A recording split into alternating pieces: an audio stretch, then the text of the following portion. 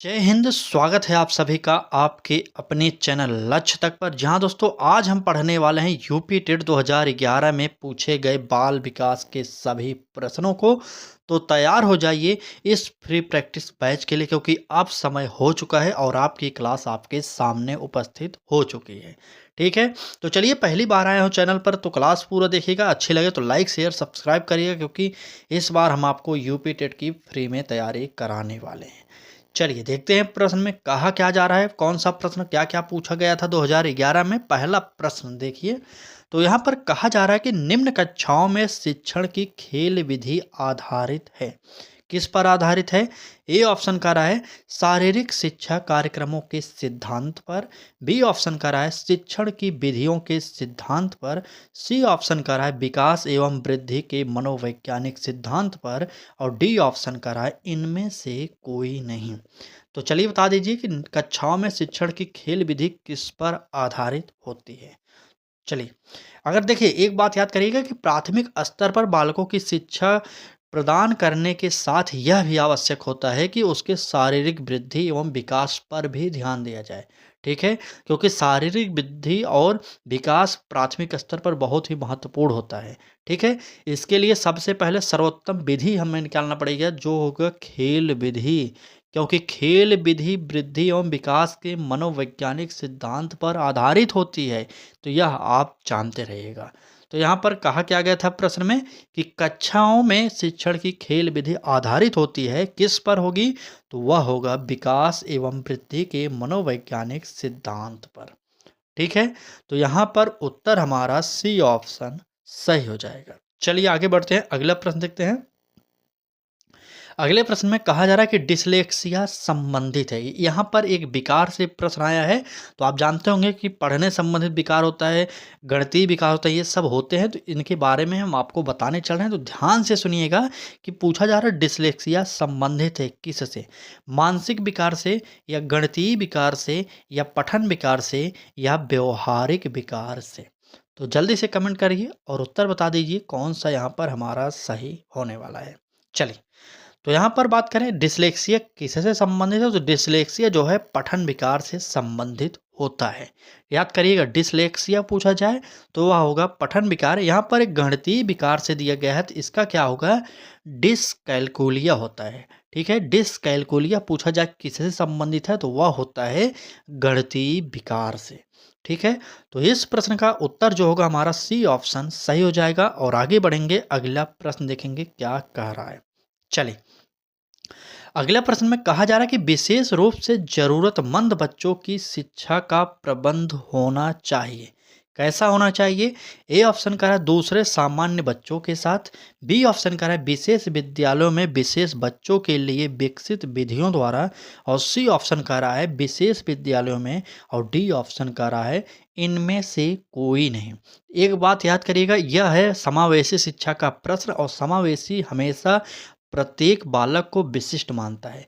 ठीक है, किसी भी बालक को, चाहे वो पढ़ने में कमज़ोर हो, या उसकी कोई जैसे कोई अपंगता हो, जैसे देख नहीं पा रहा हो अच्छे से, या पैर से भी थोड़ा अपंगता हो, इस प्रकार के चाहे जो भी विकार उसके अंदर हो, आप उसे अलग से बैठाकर नहीं पढ़ाएंगे। तो सामान्य बच्चों में सभी के साथ पढ़ाएंगे, इतना आप जानते रहिएगा, मतलब अलगाव नहीं करेंगे बच्चों में। ठीक है, तो प्रश्न का उत्तर इतने से ही अगर आपने ध्यान से सुन लिया तो इतने से आप सही कर सकते हैं।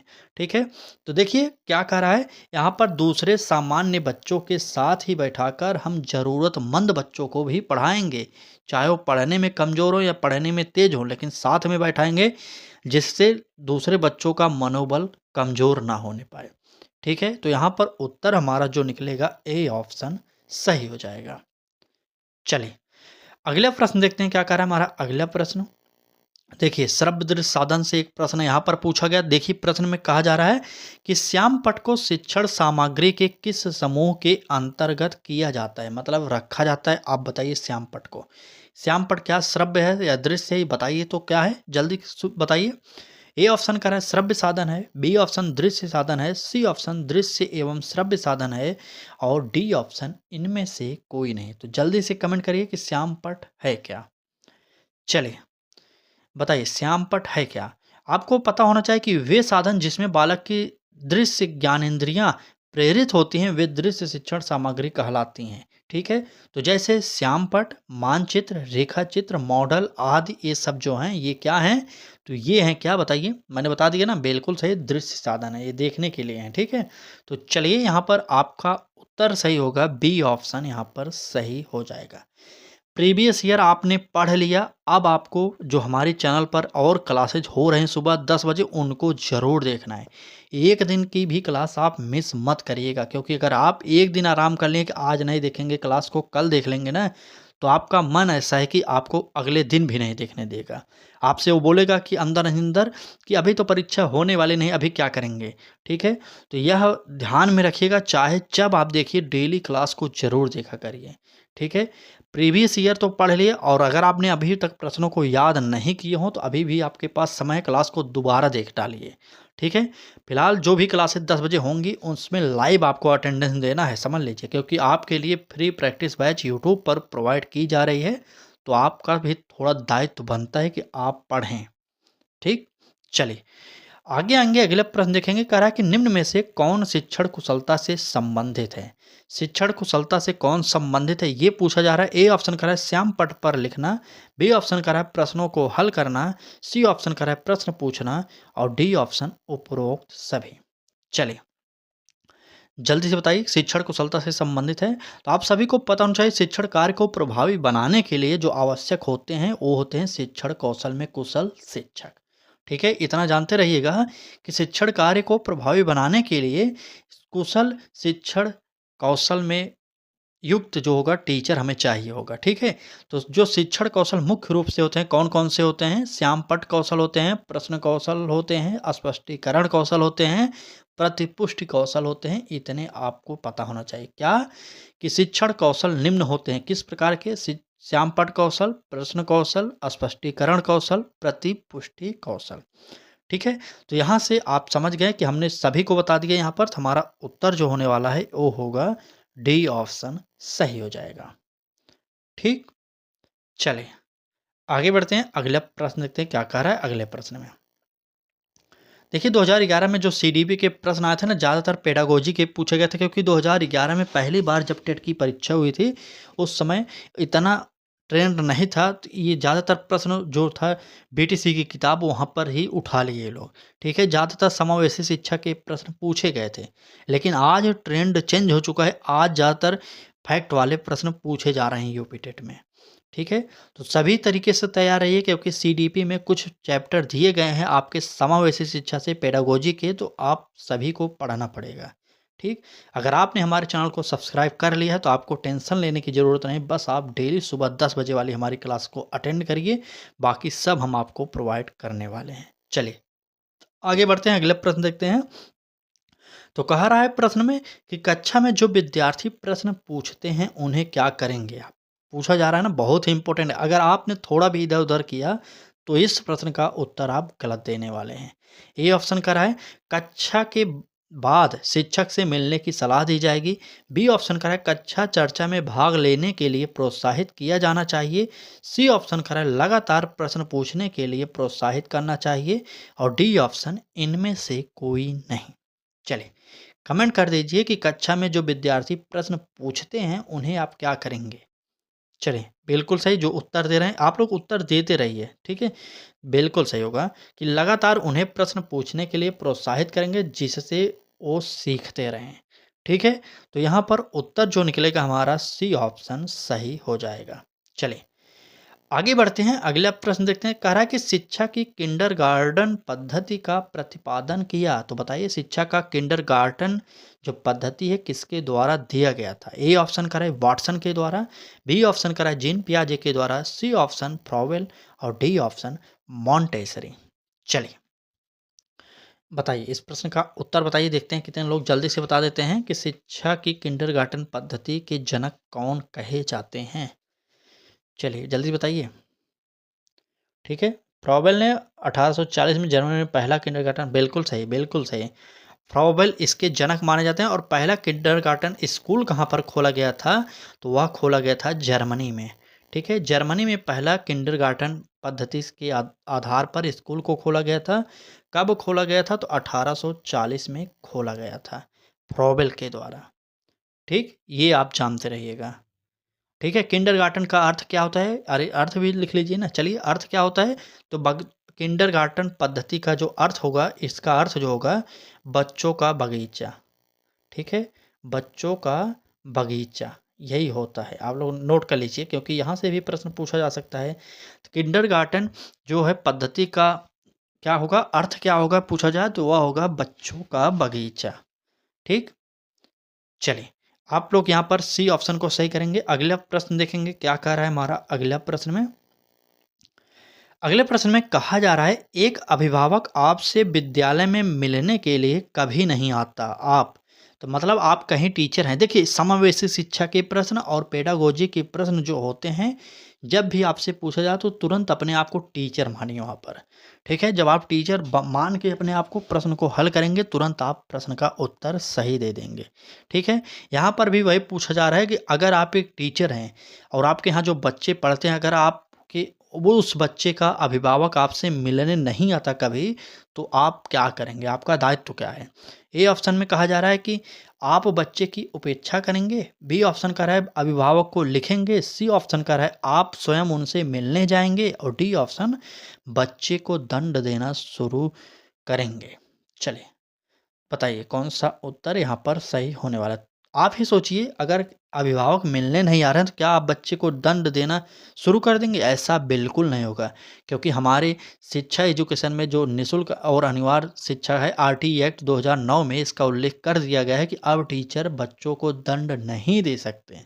ठीक है, बच्चे पढ़े या ना पढ़े उनको दंड देना बाध्य हो गया है। ठीक है, और यहाँ पर अभिभावक को लिखेंगे। अभिभावक को क्या लिखेंगे? यहाँ पर गलत हो जाएगा ये। आप बच्चे की उपेक्षा करेंगे? बिल्कुल नहीं, हम बच्चे की उपेक्षा नहीं कर सकते या हमें अधिकार नहीं है। ठीक है, तो यहाँ पर हमारा उत्तर जो होगा सी ऑप्शन यहाँ पर सही हो जाएगा। ठीक है, तो इस प्रकार के अगर प्रश्न फिर से आपसे पूछा जाए तो एक ट्रिक को याद करिएगा कि इसमें बच्चे का कहीं भी नुकसान ना हो, अहित ना हो। ना तो मारने पीटने की बात हो, ना धमकी देने की, ना कुछ और बात हो। आप उसे प्रताड़ित नहीं करेंगे, इतना ध्यान रखिएगा। उसके बाद आपको जो ऑप्शन सही लग जाओ वही टिक करेंगे तो 100% सही हो जाएगा। ठीक है, क्योंकि इस प्रकार के प्रश्न आपकी आईक्यू को जांचते हैं कि आप एक टीचर बन गए तो क्या करेंगे। ठीक है, चलिए अगला प्रश्न देखते हैं क्या कह रहा है। कह रहा है कि असंगठित घर से आने वाला बच्चा सबसे अधिक कठिनाई का अनुभव करेगा। कब करेगा? ए ऑप्शन कह रहा है सुनिर्मित पाठों में। बी ऑप्शन कह रहा है स्वतंत्र अध्ययन में। सी ऑप्शन कह रहा है नियोजित निर्देश में। और डी ऑप्शन कह रहा है इनमें से कोई नहीं। चले बताइए, असंगठित घर से आने वाला बच्चा जो होगा सबसे अधिक कठिनाई का अनुभव कब करेगा? चलिए जल्दी से बताइए। तो असंगठित घर से आने वाले बच्चों में उनके वातावरण का प्रभाव अवश्य पड़ता है, ये आप जानते होंगे। ठीक है, तो क्या होगा जिससे उनमें अनुशासन एवं आत्मनिर्भरता जैसे गुणों का अभाव पाया जाता है, ये भी आप जान लीजिए। ठीक है, इन गुणों के अभाव में बालक स्वतंत्र अध्ययन में कठिनाई का अनुभव करेगा। तो यहाँ पर जो हमारा स्वतंत्र अध्ययन दिया गया है, यही हमारा बी ऑप्शन सही हो जाएगा। चलिए आगे बढ़ें। चलिए क्लास को एक बार लाइक कर दीजिए और अपने मित्रों तक भी शेयर करिए। अगर आप भी चाहते हैं हमारे साथ फ्री प्रैक्टिस बैच से जुड़ना तो चैनल को सब्सक्राइब कर लीजिए और बेल आइकन को ऑन करिए और डेली सुबह 10 बजे क्लासेज को ज़रूर देखें। अगर पढ़ाई करनी हो, पढ़ाई को लेकर आप सीरियस हो, तभी आप हमारे साथ जुड़िएगा, नहीं तो मत जुड़िएगा। ठीक है, चलिए प्रश्न देखते हैं। कह रहा है कि वह स्तर जिसमें बच्चा किसी वस्तु एवं घटना के बारे में तार्किक रूप से सोचना शुरू करता है कहा जाता है। क्या कहते हैं? ए ऑप्शन कह रहा है संवेदन अवस्था। बी ऑप्शन कह रहा है औपचारिक अवस्था। सी ऑप्शन पूर्व संक्रियात्मक अवस्था। और डी ऑप्शन जो दिए गए मूर्त संक्रियात्मक अवस्था। इन अवस्थाओं का उल्लेख जो है जीन पियाजे ने अपने संज्ञानात्मक विकास के सिद्धांत में किया था। ठीक है, चले अब उत्तर बताइए कौन सा सही होगा, जल्दी बताइए। इन अवस्थाओं की उम्र चलिए वो भी जान जाइए। बात करें संवेदन अवस्था या संवेदना अवस्था, जिसे क्या कहते हैं संवेदी गतिक अवस्था भी कहा जाता है। तो इसकी अवस्था जो है उम्र वो होती है जन्म से 2 वर्ष तक। औपचारिक संक्रियात्मक अवस्था की जो उम्र होती है यह होती है 11 से 15 वर्ष। ठीक है, आप लोग नोट करिएगा। और पूर्व संक्रियात्मक की जो अवस्था होती है वो होती है 2 से 7 वर्ष, और मूर्त संक्रियात्मक की 7 से 11 वर्ष। ये इसकी अवस्थाओं का उल्लेख हो गया। और इस अवस्था को देने वाले जो मनोवैज्ञानिक हैं वो है जीन पियाजे महोदय। ठीक है, तो बात क्या किया गया था प्रश्न में, जिसमें बच्चा किसी वस्तु एवं घटना के बारे में तार्किक रूप से सोचना शुरू करता है कहा जाएगा। तो इन उम्रों को देखिए, उसके बाद आप खुद जान जाएंगे किसमें बच्चा तार्किक रूप से सोचना प्रारंभ कर देगा। चलिए बताइए, चलिए बताइए किसमें तार्किक रूप से। बिल्कुल सही, हमारा जो ऑप्शन होगा वह होगा मूर्त संक्रियात्मक अवस्था। 7 से 11 वर्ष इसकी उम्र होती है, इसमें बच्चा जो है तार्किक रूप से सोचना प्रारंभ कर देता है। 7 से 11 वर्ष उम्र है, और हमारा मूर्त संक्रियात्मक अवस्था डी ऑप्शन सही हो जाएगा। ठीक है, चलिए आगे बढ़ते हैं, अगला प्रश्न देखते हैं क्या कर रहा है। अगले प्रश्न में कहा जा रहा है कि बच्चों के बौद्धिक विकास के 4 सुस्पष्ट अक्षर स्तरों को किसने परिभाषित किया या पहचान लिया। तो आपको मैंने बता दिया, अभी ऊपर वाले प्रश्न में मैंने बताया कि 4 स्तरों में जिस सिद्धांत को बांटा था वो था क्या, संज्ञानात्मक विकास का सिद्धांत। अब बताइए, संज्ञानात्मक विकास के सिद्धांत को देने वाले मनोवैज्ञानिक कौन हैं, यही आपसे पूछा जा रहा है।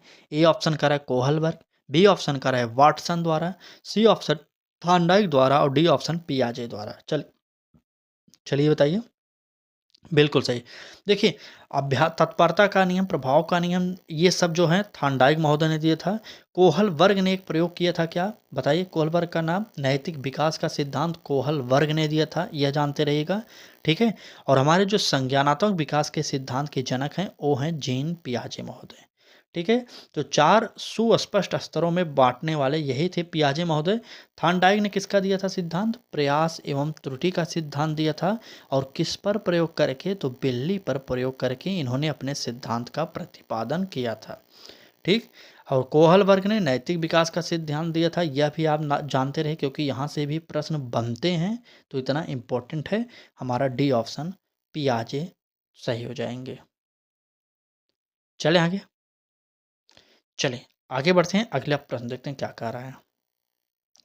अगले प्रश्न में कहा जा रहा है कि अल्पवयस्क बच्चों के अधिगम में अभिभावक की भूमिका होनी चाहिए। कैसी होनी चाहिए। ए ऑप्शन का रहा है निषेधात्मक, बी ऑप्शन का रहा है अग्र सक्रिय, सी ऑप्शन संवेदनात्मक, और डी ऑप्शन उदासीन। चलिए बताइए कि अल्पवयस्क बच्चों के अधिगम में अभिभावक की क्या भूमिका होनी चाहिए, क्योंकि प्रश्न है इम्पोर्टेंट, आपसे फिर से पूछा जा सकता है। ठीक, चलें उत्तर दीजिए जल्दी से।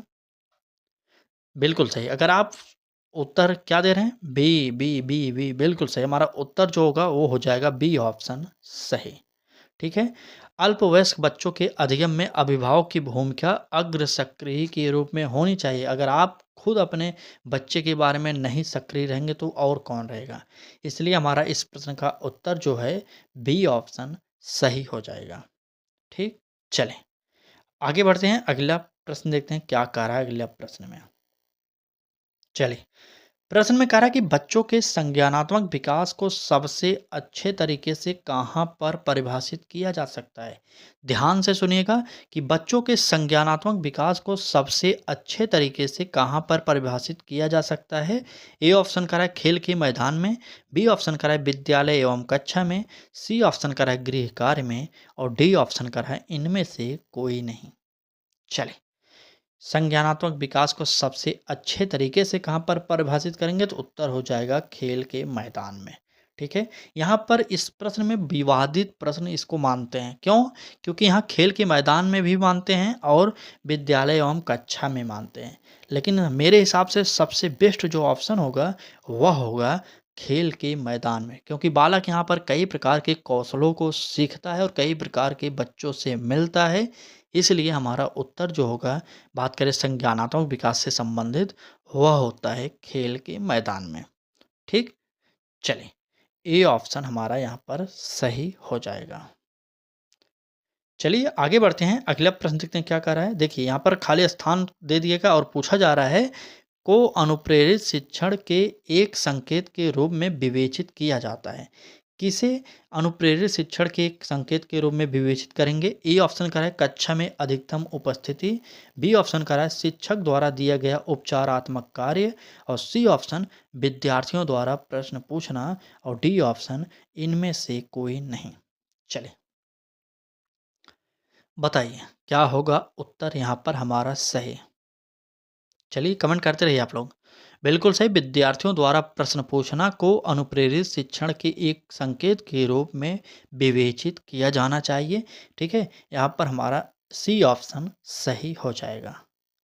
ठीक, चलिए आगे बढ़ते हैं, अगला प्रश्न देखते हैं क्या कर रहा है हमारा अगला प्रश्न। एक बार कमेंट करिए कि कितने लोग हैं जो लोग डेली हमारे साथ जुड़कर क्लासेज को देख रहे हैं, लाइव क्लासेज। या मत समझिएगा कि अभी नहीं देखेंगे बाद में देखेंगे, जो लोग बाद में देखने को वादा करते हैं वो लोग कभी देख नहीं पाते हैं। मुझे भी पता है, मैं भी कभी पढ़ता था तो ऐसे ही करता था।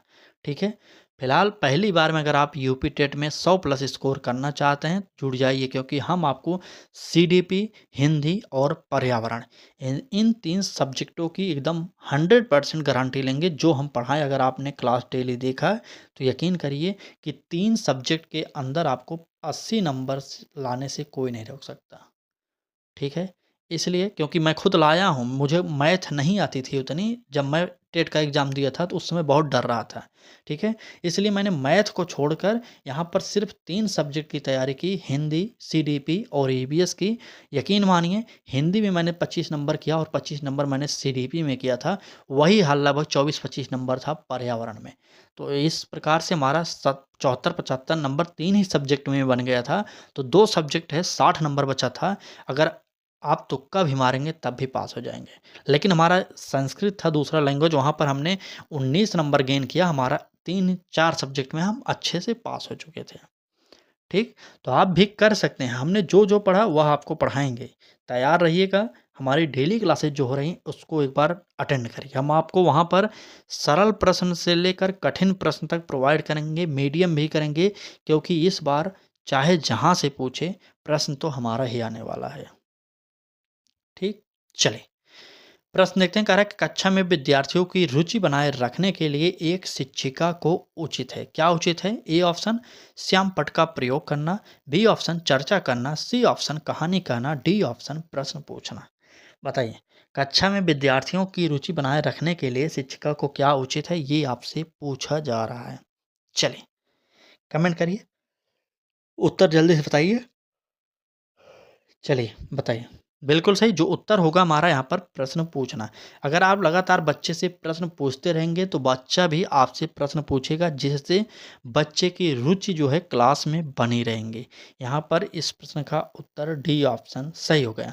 तो वैसे तो आप कह सकते हैं कि कहानी कहना, टीचर कहानी कहे और बच्चे दिलचस्पी के साथ सुने, लेकिन ऐसा हमारा समावेशी शिक्षा नहीं कहता।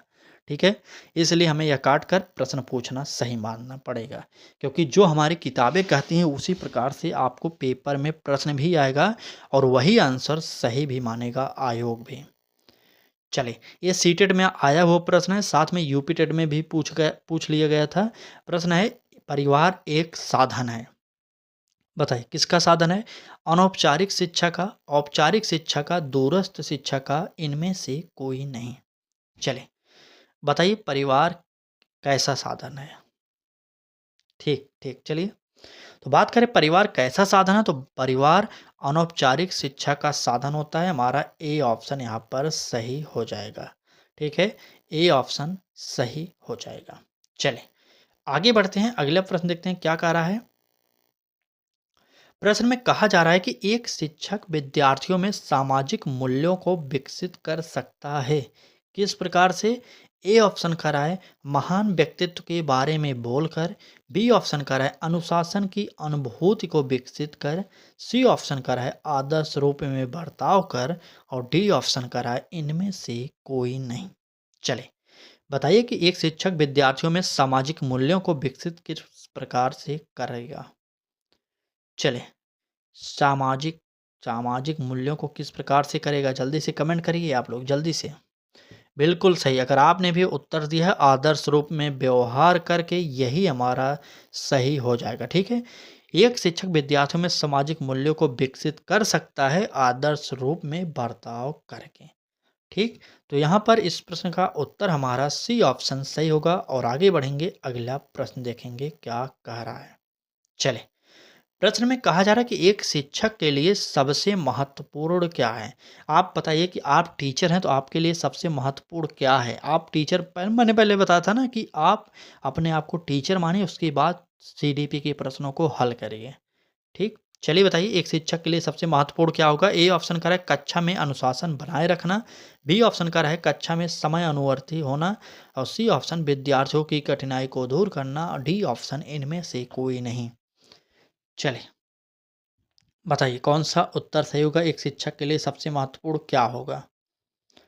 ठीक, ठीक। बिल्कुल सही। तो अनुशासन बनाए रखना तो सही है, लेकिन छोटे बच्चे इतना ना अनुशासन बना दें कि वो बोल ही ना सकें, वो डर जाएँ, ऐसा नहीं होगा, ठीक है? इसलिए हमारा उत्तर जो होगा, वह होगा सी ऑप्शन सही कि विद्यार्थियों की कठिनाई को दूर करना एक शिक्षक के लिए सबसे महत्वपूर्ण यही होता है, कि वह अपने टीचरों की समस्या को दूर करे और उनकी जो कठिनाई है उनको जाने समझे, ठीक है? तो इसलिए हमारा उत्तर सी ऑप्शन सही हो जाएगा। चलिए, आज की क्लास में 2011 के जितने भी प्रश्न पूछे गए थे उसे हमने प्रोवाइड कर दिया आपको। क्लास कैसी लगी ये कमेंट करके बता देना, क्योंकि आज की क्लास इसलिए थोड़ी छोटी हुई क्योंकि सीडीपी के बहुत प्रश्न पूछे गए थे। मैंने बताया ना कि समावेशी शिक्षा से, पेडागोजी से बहुत अधिक प्रश्न पूछ लिए गए थे 2011 में, इसलिए मैंने उन प्रश्नों को छाँट दिया। क्यों? क्योंकि मैं जानता हूँ कि जो प्रश्न आ सकते हैं, जिस पैटर्न पर आ सकते हैं वही हम आपको पढ़ाएँगे, चाहे प्रीवियस ईयर हो, चाहे कुछ भी हो। ठीक है? जो हमें लगता है सही है कि हाँ, ये प्रश्न फँस सकता है, वही हम आपको प्रैक्टिस सेट मॉडल पेपर भी कराएँगे। तो तैयार हो जाइए, अब हम आपके लिए एक नया प्रैक्टिस बैच तो करा ही रहे हैं और आपको प्रैक्टिस बैच में कुछ नया करने वाले हैं। तैयार रहिएगा, चैनल को सब्सक्राइब कर लीजिए, क्योंकि लक्ष्य तक से जुड़ेंगे, आप अपने लक्ष्य को भी प्राप्त करेंगे। ठीक? चलें, यूपी टेट की फ्री क्लासेस कब होती हैं? तो सुबह 10 बजे डेली होते हैं, प्रैक्टिस बैच होता है, यूट्यूब पर लाइव होता है और ₹1 भी आपको नहीं देना है, ठीक है? निःशुल्क है। चलिए, आज की क्लास में बस इतना ही, कल फिर मिलेंगे एक नए क्लास के साथ, तब तक के लिए धन्यवाद।